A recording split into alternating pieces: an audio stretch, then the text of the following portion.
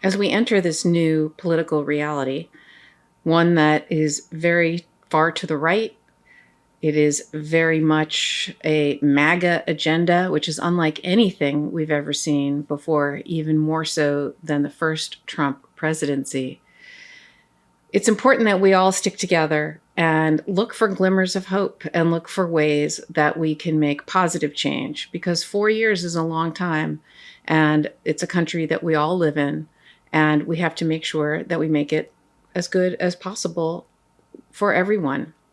Who knows? Maybe having control of the House and the Senate and the White House and the Supreme Court, all three branches of government, maybe the backlog and the traffic jam, whatever you want to call it, in Washington, D.C., maybe it'll finally be closed for certain issues. Maybe the economy will get better. Certainly, we all want that, right? And we all want to be safe. We all want to prosper. We all want hope. And so while there's going to still be a lot of resistance to protect our rights, things especially for women, abortion, etc., and there's a lot of resistance that will be in place so that our rights don't get taken away from us. Hopefully, it is not all bad and all negative. Hopefully, it'll be less chaotic, and hopefully, it'll be more of a path towards prosperity, which is what he says, right? One of the things Donald Trump talks about, make America great again. Who doesn't want America to be great, right? So I say all this, it's hard for me to get these words out, but I'm trying to find some glimmer of hope. And I preface what I'm about to say with all of that because the appointment of Susie Wiles as his chief of staff seems to be a glimmer of hope. By all accounts, across both aisles, she is somebody who is a sober choice. She is not team crazy. She is somebody who apparently helps him tame his worst instincts. I don't know her. I don't know much about her. And frankly, I had to read up about her when he appointed her to be his chief of staff, because first of all, that's the most important role in Washington. It's the boss of the entire presidential staff, right? She's everybody's boss. She's the chief of the staff. And so to get to Donald Trump, to get on his agenda, you have to go through her. Now, obviously, some people will go around her and they'll try to go around her, and she'll pick her battles. Apparently that's her reputation, is she knows when to pick her battles. She knows when not to, and do it at your own peril. This is a woman who seems like a tough as nails. She's not one to speak out publicly, apparently. And she stays focused and she gets the job done. And she doesn't seem like she's one of the team crazy MAGA dangerous people, because we know there are a lot of them. And so hopefully she will keep some sanity, and she will hopefully keep the policies in the White House, ones that aren't dangerous for our country, that aren't anti-women. I mean, the fact that he chose a woman, I think, is also a good sign that he's trying to send a message.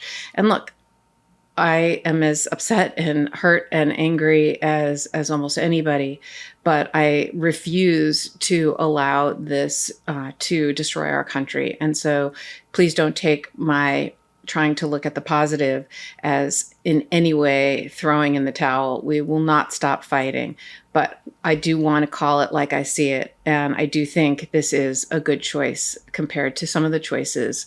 Hopefully she'll last. He went through, 4 or 5 chiefs of staff in his last iteration.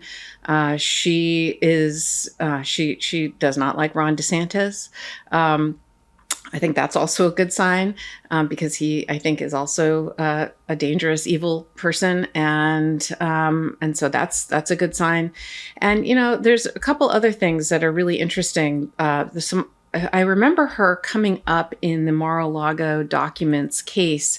She was referred to in the indictment, and it appears like she told the truth to the government. And again, if she's an honest person and she's somebody who's trying to do the right thing, even if we disagree politically on certain issues. That's what our democracy is, right? Our democracy is you vote for the policies that you prefer, and the majority wins, the majority electoral college wins. And even if you disagree with the policies that won, we all live together, and we need to try and convince people and win over hearts and minds. So the next time around, our position hopefully will win. But you know, obviously, and one of the reasons everybody gets so frustrated, and I get frustrated, is Donald Trump doesn't live by that. He doesn't abide by that, right? He tried to steal the election when he lost. He's not one to lose fair and square. But that doesn't mean we should turn into that. That doesn't mean we should become that person. Like I said, we're not going to stop resisting. I am heartened by the fact that there are plenty of political action legal groups out there. The ACLU took out a full-page ad in the New York Times today, essentially assuring people, it gave me hope, I tweeted about it, that they're out there and they're watching, and they are strategically going to utilize the court system wherever is necessary to protect the human rights violations that Trump talked about and the things that he said he was going to do on the campaign trail. And look, a lot of people say, oh, he didn't mean it, he's not going to do it. And I hope to God they are right. And I hope to God for our country and for the people in this country that Susie Wiles will be somebody who keeps him on track and doesn't allow him to do those terrible things that he talked about, like taking out vengeance on his political enemies, and going after them, and mass deportations, abortion. I mean, you name it. There's a lot of scary things that that Project 2025, in particular, now that people are coming out and saying this is what we're going to do. Now we can say it out loud. Hopefully, again, she'll be the sober grown up in the room. Traditional bed sheets, they can harbor more bacteria than a toilet seat. It can lead to acne, allergies, and stuffy noses, and it's just gross. Miracle Made offers a whole line of self-cleaning, antibacterial bedding, such as sheets, pillowcases, and comforters that prevent up to 99.7% of bacteria growth and require up to 3 times less laundry. Using silver-infused fabrics inspired by NASA, Miracle Made sheets are thermoregulating and designed to keep you at the perfect temperature all night long, no matter the weather. So you get better sleep every night. Miracle sheets are luxuriously comfortable without the high price tag of other luxury brands, and feel as nice, if not nicer, than sheets used by some 5-star hotels. Stop sleeping on bacteria. Bacteria can clog your pores, causing breakouts and acne. Sleep clean with Miracle. These sheets are infused with silver that prevent up to 99.7% of bacterial growth, leaving them to stay cleaner and fresh 3 times longer than other sheets. No more gross odors. Go to trymiracle.com/legalaf to try Miracle Made sheets today. And whether you're buying them for yourself or as a gift for a loved one, if you order today, you can save over 40%. And if you use our promo, LegalAF, at checkout, you'll get 3 free towels and save an extra 20%. Miracle is so confident in their product, it's backed with a 30-day money-back guarantee. So if you aren't 100% satisfied, you'll get a full refund. Upgrade your sleep with Miracle Made. Go to trymiracle.com/legalaf and use the code LegalAF to claim your free 3-piece towel set and save over 40% off. Again, that's trymiracle.com/legalaf to treat yourself. Thank you, Miracle Made, for sponsoring this episode. Have you ever noticed, by the way, that Donald Trump likes 2 types of women, then he keeps them by his side? One are those MAGA cult women who all look alike. They all have that same hairdo, you know, that they all have the same, like, plastic surgeon and hairdo. Look at Don Jr.'s fiance, Kimberly Guilfoyle. They all kind of have that same look. But then there's another type of woman, and they all kind of look like Susie Wiles. They're all women of a certain age.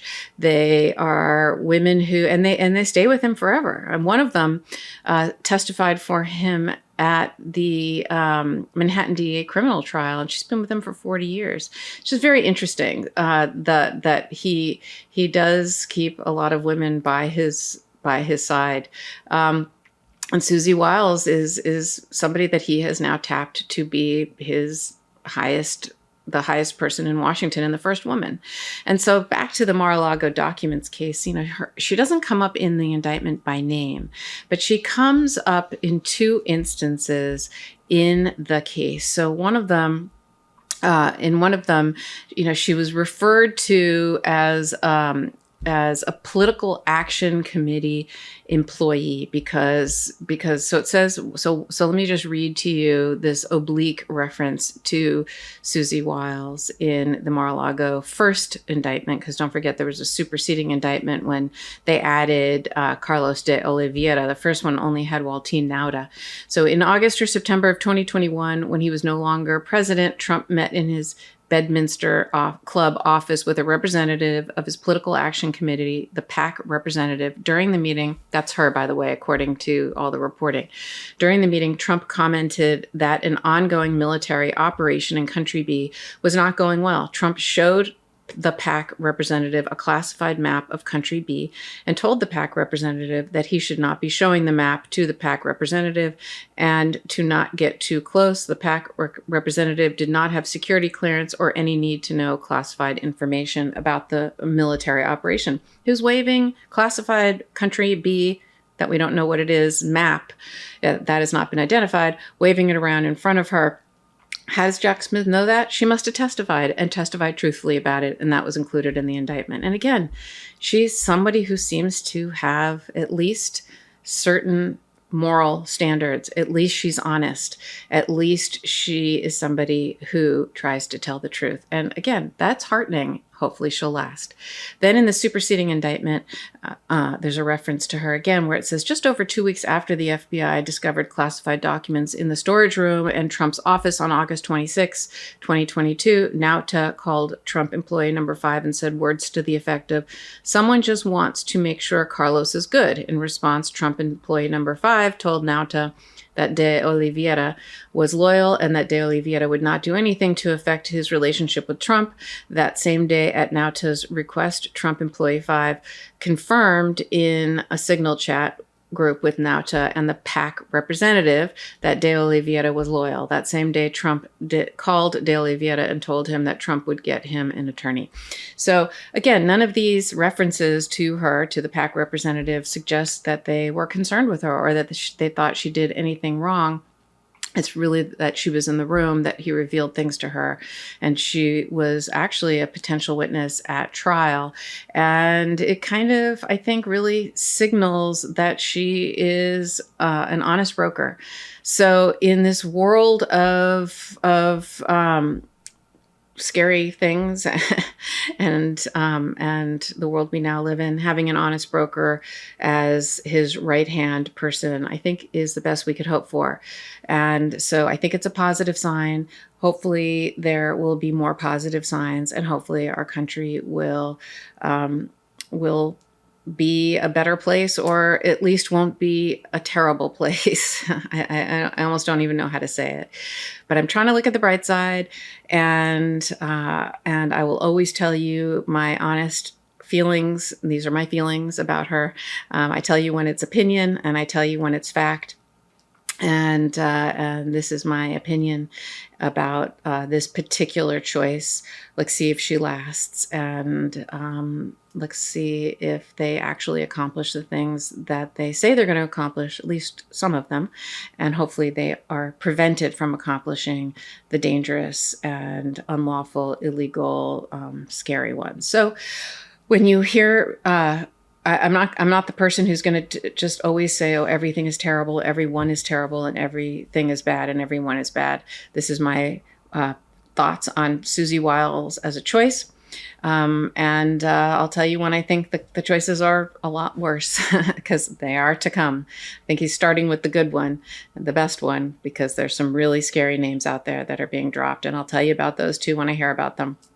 I'll end with the fact that the Mar-a-Lago documents case, of all the cases, Jack Smith is reported to wind them all down, and the two cases that Jack Smith has, Jan 6 and Mar-a-Lago, and we might not ever know what the evidence is in the Mar-a-Lago case because there will never be a trial. The case was dismissed by Judge Cannon. It's on appeal.